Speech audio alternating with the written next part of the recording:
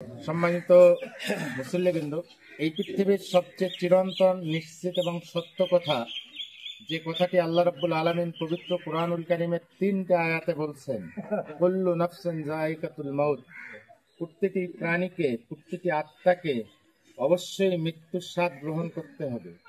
মৃত্যুর থেকে পালানোর কোনো উপায় নেই, মৃত্যুর থেকে বাঁচারও কোনো উপায় নেই।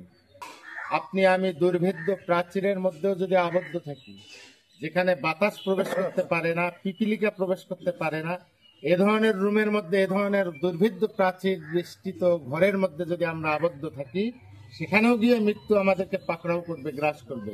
কেননা আল্লাহ রাব্বুল আলামিন পবিত্র কুরআনুল কারীম 4 নম্বর সূরা নিসা 78 নম্বর আয়াতে আল্লাহ তাআলা বলছেন, আইনামা তাকুনু ইয়াদরিকুমুল মাউত ওয়ালাউ কুনতুম ফি বুরুজিম মুশাইয়্যিদা। তোমরা সীসা ঢালা দুর্ভেদ্য প্রাচীরের মধ্যেও যদি আবদ্ধ থাকো, বন্দী থাকো, সেখানে গিয়েও মৃত্যু তোমাদেরকে গ্রাস করবে। আর মৃত্যু এমন একটা বিষয়, যে বিষয়টা আল্লাহ রাব্বুল আলামিনের অনুমতি ছাড়া, আল্লাহ তাআলার পারমিশন ছাড়া কোনো আত্মা মৃত্যুবরণ করতে পারে না। আল্লাহ রাব্বুল আলামিন পবিত্র কোরআন সূরা আল ইমরান 145 নম্বর আয়াতে বলছেন, ওমা কানা লিনাফসিন আন তামুতা ইল্লা বিইজনিল্লাহ। এমন কোন প্রাণীর সাধ্য নাই, এমন কোন আত্মার ক্ষমতা নাই যে সে মৃত্যুবরণ করতে পারে আল্লাহ তাআলার বিনা হুকুমে, বিনা পারমিশনে, আল্লাহর বিনা অনুমতিতে। মৃত্যুবরণ করা হয় আল্লাহ তাআলার অনুমতি সাপেক্ষে মৃত্যুবরণ করতে হবে। আল্লাহ রাব্বুল আলামিন পবিত্র কুরআনুল কারীম সূরা জুমা 9 নম্বর আয়াতে বলছেন, কুল ইন্নাল মাউতাল্লাযী তাফিররুনা মিনহু ফাইন্নাহু মুলাকিকুম। হে নবী, আপনি পৃথিবীর সব মানুষকে বলে দিন, তোমরা যে মৃত্যুর থেকে বেঁচে থাকতে চাও, পালিয়ে বাঁচতে চাও, যে মৃত্যু যাতে তোমার না হয়, এজন্য অনেক পদ্ধতি, উপায়, উপকরণ তোমরা অবলম্বন করো।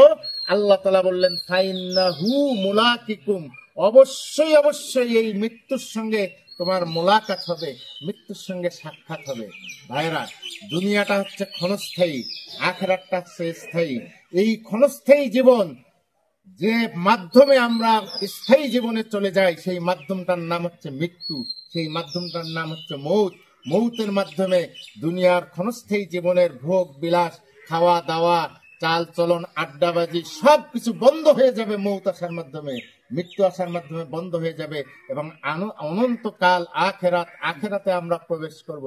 এজন্যই আখেরাতের জন্য আমল করাটাই হচ্ছে সবচেয়ে বুদ্ধিমানের কাজ। এজন্যই আল্লাহর নবী হাদিসে বলেছেন, আল কাইয়িসু মান দানা নাফসাহু ওয়া আমিলা লিমা বাদাল মাউত। তোমাদের মাঝে সবচেয়ে চালু, সবচেয়ে বুদ্ধিমান সেই ব্যক্তি, যে ব্যক্তি মনের কুপ্রবৃত্তি, চাওয়া পাওয়া, মনের চাওয়া পাওয়াকে নিয়ন্ত্রণ করে, কন্ট্রোল করে, মৃত্যুর পরবর্তী জিন্দেগির জন্য আমল করে। এই ব্যক্তি হচ্ছে সবচেয়ে চালু ব্যক্তি, এই ব্যক্তি হচ্ছে সবচেয়ে বুদ্ধিমান ব্যক্তি। আমরা আজকে দোয়া করি, রব্বুল আলামিন আমাদের প্রিয় আক্তার ভাই মানুষ হিসাবে যদি কোনো ভুল ত্রুটি করে থাকে, গুনাহখাতা করে থাকে, আল্লাহ তাআলা তুমি নিজ গুণে তার জীবনের সমস্ত গুনাহখাতা মাফ করে দাও। আমিন।